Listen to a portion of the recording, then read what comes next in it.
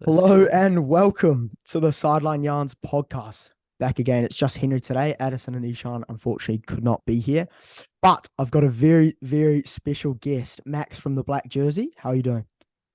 I'm pretty good, Henry. Cheers for inviting me on, mate. Always good to have a yarn about rugby, especially with the Super Rugby just 4 days away. It's going to be a cracker, mate. Yeah, I'm looking forward to it. That's exactly why I've got you on. Obviously, for people that don't know who you are, if you're unfamiliar with this account, we'll drop all the socials in the episode so that everyone gets a follow on you. But the rugby is your main sport. It's your full time job now, I hear.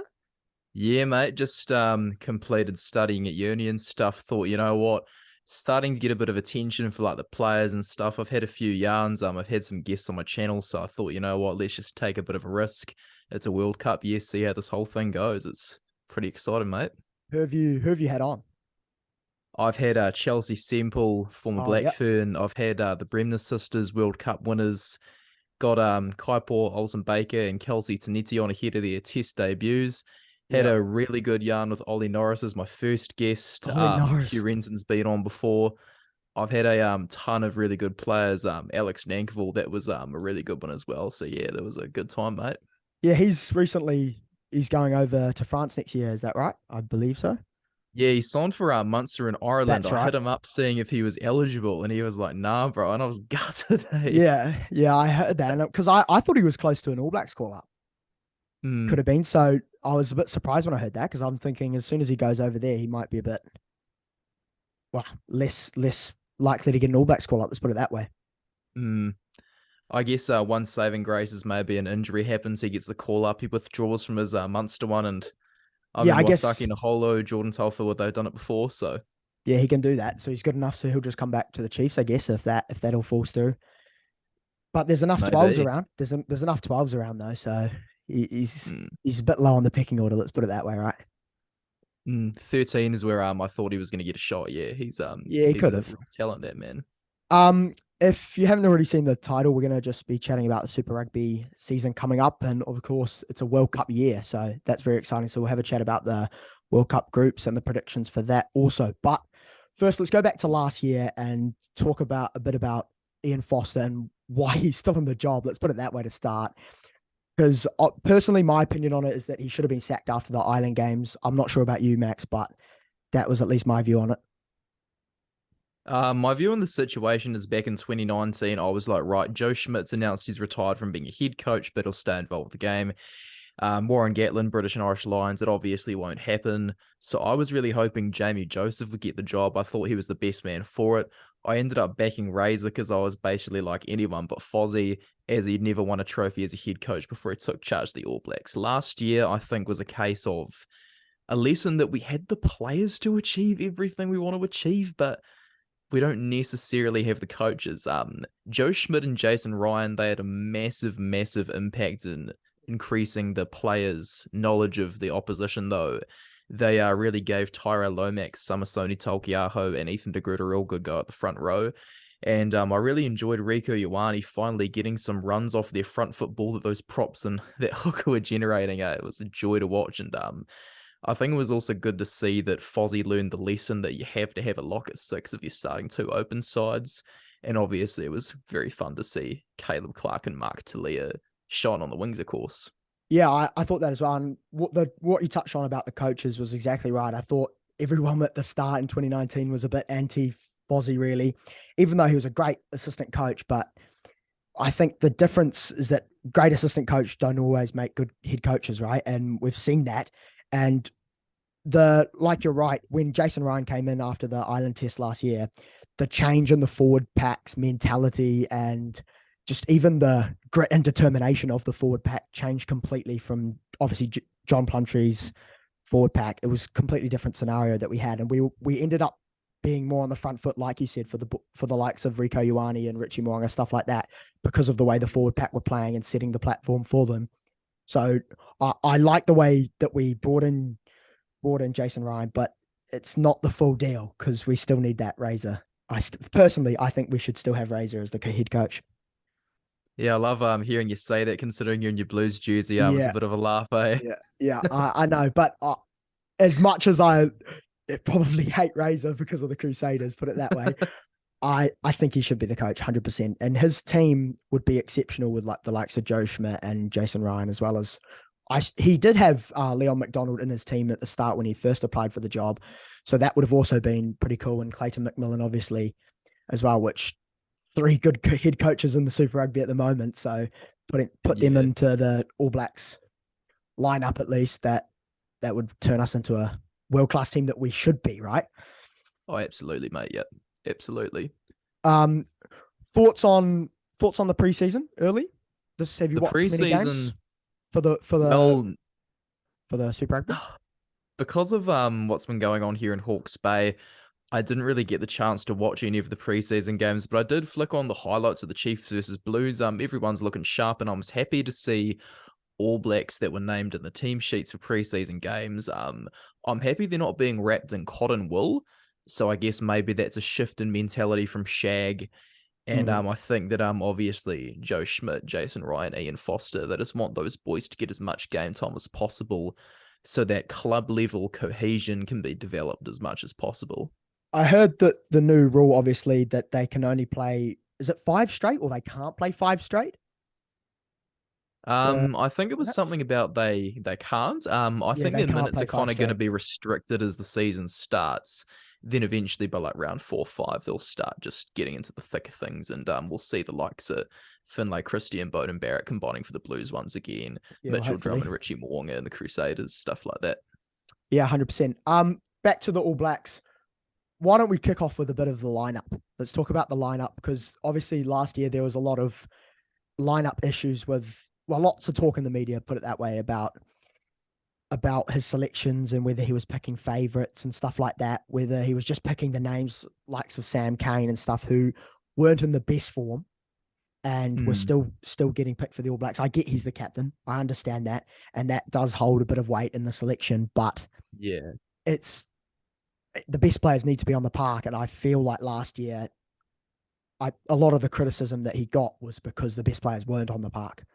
Yeah, I think that what a lot of the armchair critics were going a bit too far in was form. Like a lot of my followers have probably noticed I've got a lot more closed-minded when it comes to All Black selections as a World Cup cycle goes along because as Fozzie keeps saying himself, World Cups are one an experience, but you do have to have the correct blend. Like the thing is with Sam Cane, I think he's a great captain, really nice bloke when I met him at Chiefs training. But the thing is, you have to have your best seven on the park, and your best seven is also an experienced player. So for me, it's okay to put Dalton Papali'i in at seven, though it's pretty bad, I think, to drop Kane completely as we're so close to a World Cup. You have to really get a fine balance between stuff like that. Like I think the changes Fozzie's been making up are a bit too far gone. Like David Havili, 42% of the 12 depth chart. Rico Ioane, 55% of the 13 depth chart. Like when it comes to combination building, that's a pretty massive part of it. And when it comes to his first choice players, I think Fozzie's basically just trying to pick the players he favors the most over and over again repetitively. But I think when it comes to positions outside of the spine, so the hooker, number 9, 10, 15, and 8, you can tinker with that a little bit. Like third choice players, I don't see the harm in getting rid of some of them. I don't see the harm in replacing maybe like the wingers, the open side flanker, the blind side flanker. I think stuff like that can still be tinkered with. Yeah, I agree. And what you talked about with the combinations is 100% what I reckon. I believe that in a World Cup year, we need to be building those combinations, and the lineup has to be set because of the limited amount of games the All Blacks have this year before the World Cup. We're going to need to get that lineup right early, like very early on. I think like ASAP, really. Like first test, it needs to be pretty much set in stone. Obviously, with injuries, it's going to change, but bar injuries like that, it should be set so that even if we lose, we can build those combinations back up and they get used to playing together. And the minutes they get under their belt together with the combos is frequent, so that by the time the World Cup comes around, they're used to playing with their mates that are on the field, which is the best way to form good performances together. That's, I guess, the reason why I love Joe Schmidt so much. Like, in Super Rugby, we're going to see a lot of Finlay Christie, Bowden Barrett, Hoskins Satutu, Stephen Petafeta working together as the Blues spine. all of the Blues spine, apart from Kurt Eklund, have got a few tests for the All Blacks. Joe Schmidt's been pretty sneaky with his old Blues bias and stuff. He's getting all of those Blues boys to be the second choices in terms of minutes played in the Foster era. Like Christie, now that Perenara's out, has gone up to second. Satushu's been second for a wee while. He's now made it so Bodie's got the second most minutes of both 10 and 15. I think they've been really, really smart with how they've done that. But obviously, when we go back to positions like winger, who really cares who's in that jersey? When we go to the third choice as well, it's pretty much made up of Chiefs players, though of course that can be tinkered with. And the first choices, over and over again, it's Taylor, Mwonga, Smith, centre combo of Havili and Ioane, and Geordie Barrett at fullback. Like, I think it's good to have those guys set, but the uncertainty of things like two open side flankers on the pitch, as you've said, they are a big problem. Yeah, I agree. And I guess you're right in the fact that the main players do need to be set. And there's always going to be players that are out of form that obviously needs to be dropped. Like you said, Sam Cane as a captain is good. Like there's no doubting his captaincy capabilities, but it was more the people I guess were talking about his performance in Super Rugby, where he wasn't the best seven in New Zealand, wasn't the best seven in New Zealand. So why does that warrant him a start for the All Blacks? That was more the question, wasn't it, about his performances? And experience does win World Cups. You're very right, and there's definitely a big possibility that we get to September or whenever it is, and he's still at seven and Dalton's coming off the bench. But I think people would like to see that move happen quite early on this year. Definitely, like Dalton Papali'i's selection, he totally deserves to get that jersey. You know, I've been really happy with how much he's improved in the last 2 years. Man, he's been absolutely phenomenal. You know. Yeah, 100%. Well, we don't have many tests to figure out the best lineup, so I've written down my predicted starting lineup. I don't know whether you've done that, but I'm sure you can figure it out on the top of your head. But I'll run through what I think it should be. So I've got Ethan de Groot at prop with Samisoni Takiaho, Tyrell Lomax, Whitelock, Retallick.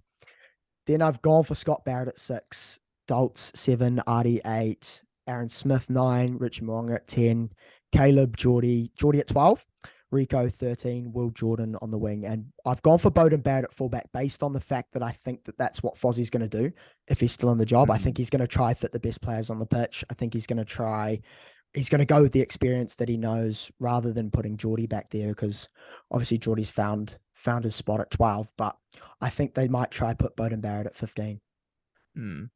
I think a lot of people are reading a bit too into Geordie at 12 and stuff, like because when you go back to those minutes, you see Geordie's played 300 or so, Havili's played 1100. Because Tupaia, Goodhue probably aren't going to be able to go. I think it was more or less just a case of preparing for worst case scenario, I guess, and removing McKenzie from that second place of 15. I mostly agree with you. I'm 100% backing De Groot and Lomax at prop, man. 100%. Locks definitely have to be Whitelock. I'd probably want to go for Barrett. Because with Papali'i at 7, as I want to have, you don't necessarily need a lock at 6. So I'd be keen to have someone like Marino Mikaeli 2, who's uncapped at 6. Artie Savia has to go to 8. Aaron Smith has to go to 9. Mwonga at 10. That's pretty obvious. Controversial, this one. I think Mark Talia's a bit more of an operator under the high ball and on defense than Caleb Clark, so he needs to be at 11. Havili 12. Ioane 13.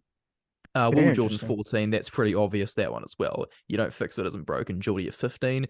With Hooker, though, I know a lot of people have started a bit of a Cody Taylor hate train, but if Taylor's line-out throwing's not going too well, I do think you need to take him off at half-time for Taukei'aho. Like, Taylor's obviously proven he deserves to be there with experience, but as he's kind of starting to show he's no longer at the peak of his career, so, you know, if he has having a shocker, you can't really fix everything, bring someone else on for him, so I think it'll be better to have Taukei'aho coming off the bench just for that reason, to ensure that we're okay set piece-wise in the last 25 minutes or so. Yeah, I was going to say that actually about Cody Taylor, because personally, I think his line-out throwing is the only real reason why he's dropped in form. I think his ball playing ability and stuff is still top notch, but when he was coming on in the last 20 minutes, it was just more nerve-wracking. Like you said, with the capabilities of Samisoni Taukei'aho, like coming on, you're right actually about the being safe with the line out. It'll give us less heart attacks and stuff like that in the last Yeah, 20 man. minutes. Because in the Northern Tour, I don't know what you thought, but every time he came on and we got a line out, I was just nervous because of his throwing at the moment. It's don't get me wrong, it hasn't been like this for his whole career. It's been one of Mm. the best hookers that we've had for a while, at least put it that way. But now I think he's dropped off enough to be on the bench. But I agree with what you're saying about the Sammy Soni coming on at halftime because it brings that impact. He's probably the best impact player, impact forward at least, like in the world at the moment. So I definitely agree with Totally, that. man. No question. Taukei'aho, I was an absolute nervous wreck when he played South Africa back in 2021, for example. I was like, oh my goodness, Samisoni Taukei'aho, who threw so badly for the Chiefs in 2020, suddenly he's a key decision maker for the All Blacks in the last 10 minutes against South Africa. And he just didn't care for the pressure, eh? He just did his job, bro. And I just loved how he just proved all those haters wrong, and he improved so much between those 2 seasons. And if you can have a guy like that that's so solid when the clock's winding down, you just don't fix what isn't broken, eh? Yeah, 100%. What do you think of Mark Talea's performances on the Northern Tour the last couple of games? I thought he was exceptional both games. You are 100% correct there, mate. The thing is, like Henry, with Mark Talia, I was kind of worried he was going to get a cap for South Africa eventually because with Talia, he has Samoan ancestry, South African ancestry. After he didn't play in the North versus South Island clash in 2020, I was like, no, what the heck's going on? And after he got snubbed again in 2021, I was kind of worried the All Blacks coaches just weren't interested, but I'm so happy that I got proven so wrong. And with the 2 tries against Scotland, it was impossible to leave him out against England. So Sevu Reece, I think, is probably going to be a bit worried. Like, I thought Reece was probably still young enough to get to a second World Cup, but man, now he'll be pretty nervous considering Talia can wear both 11 and 14, and obviously he's a bit more of a power player, Yeah, but he also has the agility as well.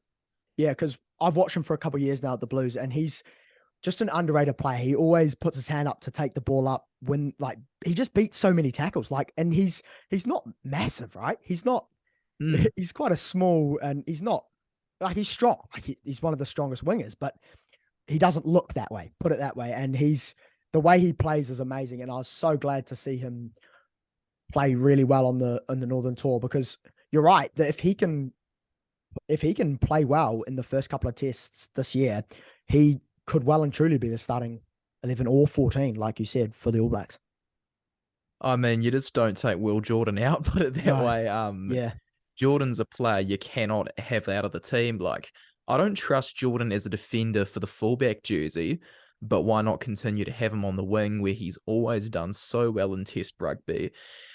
Caleb Clark, I think, is probably one of the most talented All Blacks of all time when it comes to what happens with ball in hand. But in the modern day, the wingers do have to be able to turn around a bit more quickly. They do have to be able to make a few more tackles and deal with all those high balls we're getting from the French and South Africans. So Talia, I think, solves the problem of the rest of Clark's skill set not quite being up to standard with his skill set with the ball in hand, if you get what I mean. yeah, yeah. I understand that, and I think Caleb Clark played he played so many games in that Northern Tour, and he seemed to have a good game and then just an average game. And like on attack, he's unstoppable. He's always been unstoppable.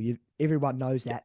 But like the defense and even the discipline, sometimes obviously with the red card and everything for the Blues, like he struggled a bit with the discipline. And maybe Talea is more of a safe option defensively and under the high ball, like you said, Mm. for Ian Foster to go with. Whether he does that or not, I don't think he does personally because I think he trusts Caleb Clark enough as we've seen over the last year.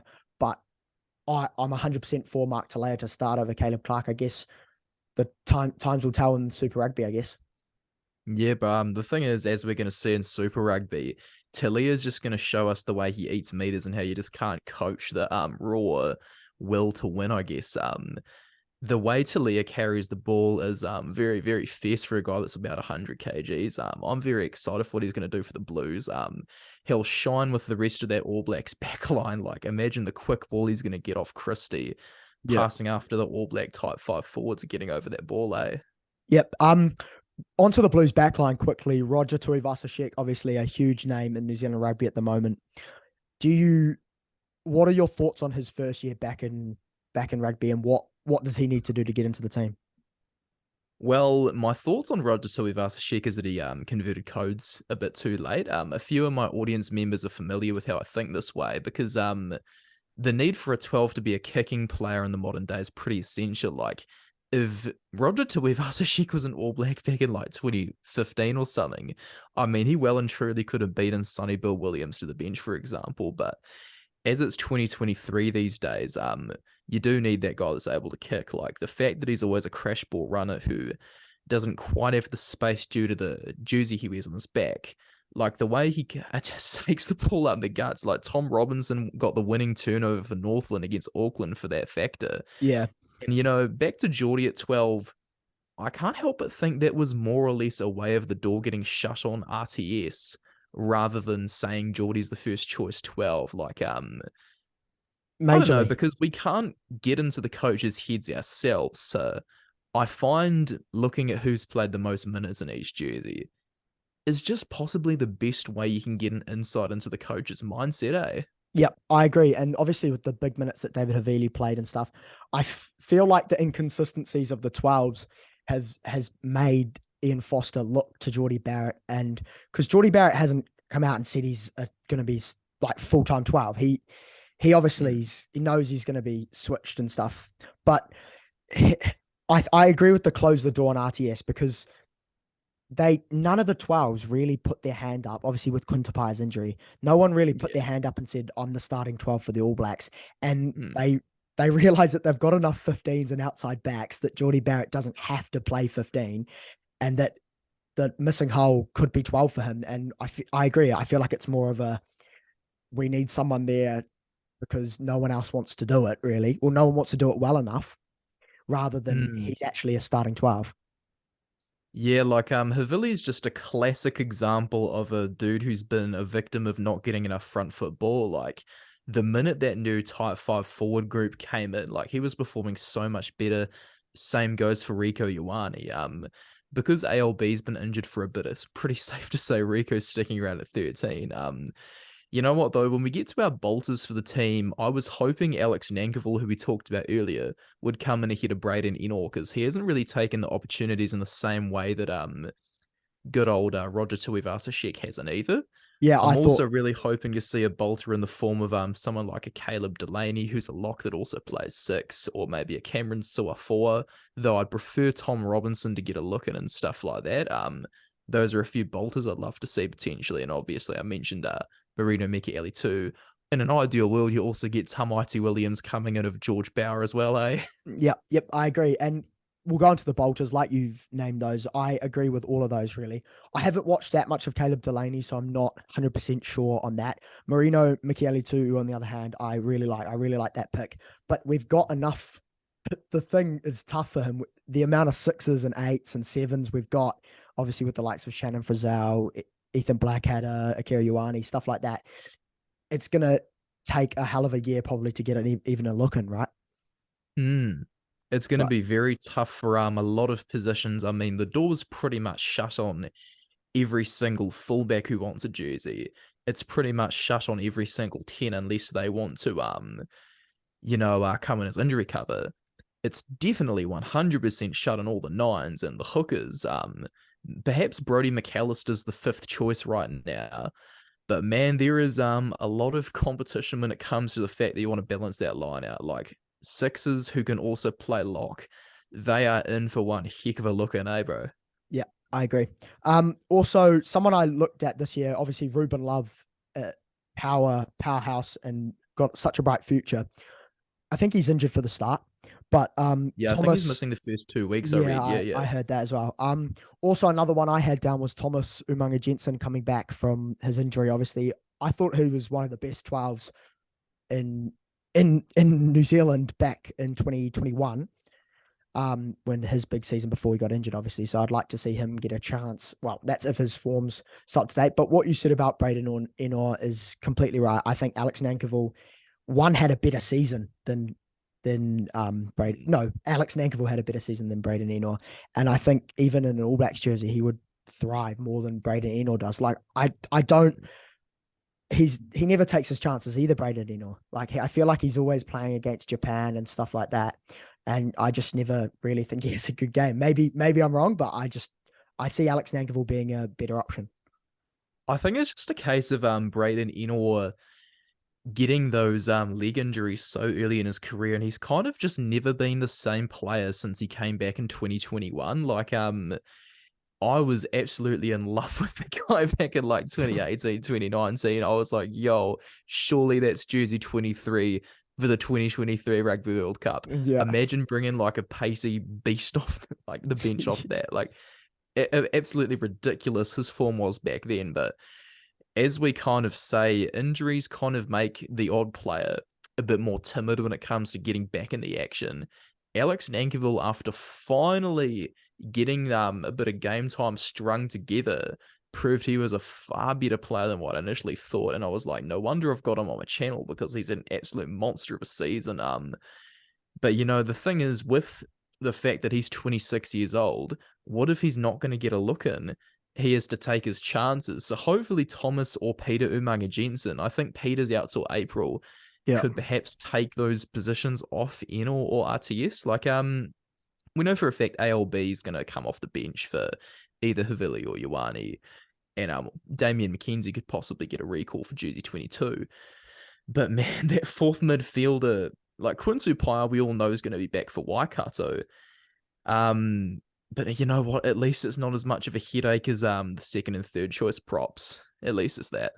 Yep, 100%. Well, I also wanted to touch on last year's one of the biggest moments, obviously, in New Zealand history at the moment, well, sporting history, the Rugby Women's World Cup, obviously at home, was a great tournament, and to show the All Blacks really what they need to do in order to win the Rugby World Cup. But I know you've done a lot of work around that, watched a lot of that. So what was your thoughts after the World Cup, at least? My take is essentially that because the Type 5 was so unbelievable, Tanya Kalonivali couldn't even make the match day 23 for crying out loud. Like, that's saying something. She's so young, has so much promise, but you instead have Amy Rule in the form of her life in that number 3 jersey, Luca Connor coming off the bench. Like, that's saying something. She's one of the best players in the country. I ranked her like 98 or something for my top 100 players in the world, Luca Connor. Like, Yeah. she is a freak when it comes to the carry. She tackles hard. She throws well on the lineouts.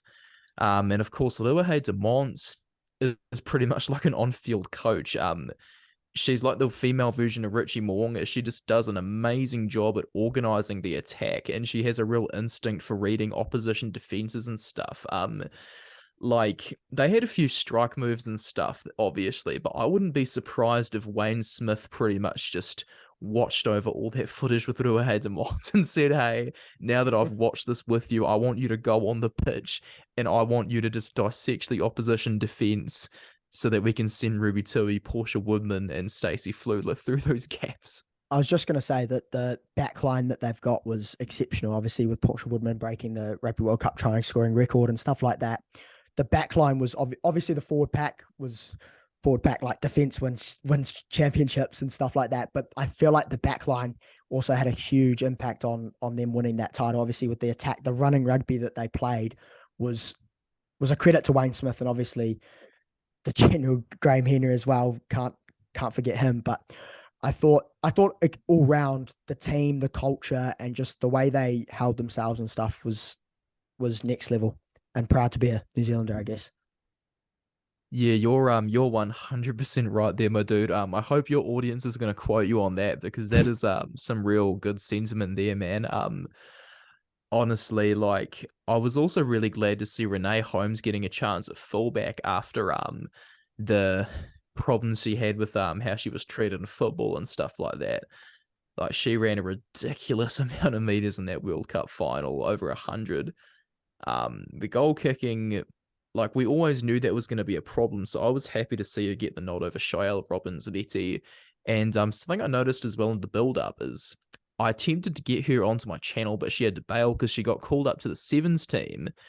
And I wouldn't have been surprised if she got called up to that sevens team under order from Wayne Smith, as he knew the rest of his backline was going to be those seven sisters, Noah Demont and Kendra Coxedge. So he was like, hey, Renee, do you want to do me a favor? Go play a bit of sevens and catch up with the seven sisters? Yeah, yeah, I thought that as well. But the way that they even spoke to the media and stuff, I was watching a lot of interviews and stuff like that, and you've talked to a lot of them, so you'll know this better than anyone. But the way that they were just so passionate and stuff about the Home World Cup and how they wanted the game in New Zealand to grow was and they turned a lot of heads in New Zealand to want to watch women's rugby, obviously because it's a growing sport in New Zealand.